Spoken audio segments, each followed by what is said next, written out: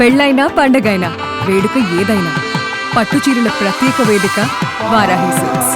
సాంప్రదాయానికి సౌందర్యానికి వారధి. మనం ఇక్కడ గుర్తు చేసుకోవాల్సింది డాక్టర్ మన్మోహన్ సింగ్ గారికి అత్యంత సన్నిహితుడుగా, అత్యంత నమ్మకమైన సహచరుడుగా జైపాల్ రెడ్డి గారు కొనసాగారు.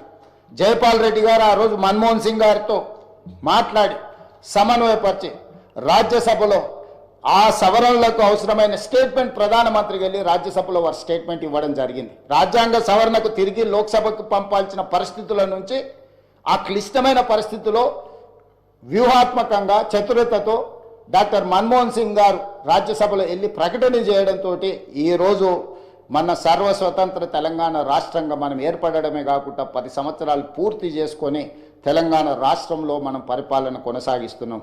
కాబట్టి ఈరోజు వారితో తెలంగాణకున్న ఈ బంధము మనం ఎప్పటికీ మర్చిపోలేనిది.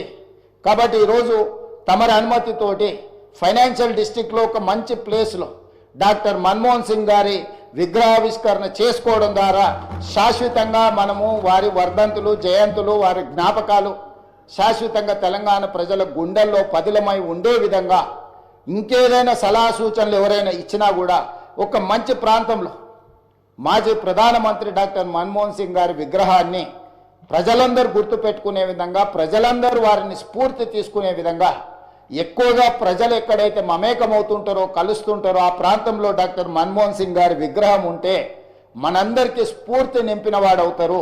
కాబట్టి ఈ సభలో ఒక నిర్ణయం తీసుకొని ఏ ప్రాంతంలో ఎక్కడ పెడితే బాగుంటుందో మనం తర్వాత అయినా చర్చించుకుందాం. కాకపోతే తెలంగాణ గడ్డ మీద డాక్టర్ మన్మోహన్ సింగ్ గారి విగ్రహం పెట్టుకోవడం అనేది సముచితమైన నిర్ణయం అని నేను భావిస్తున్నా.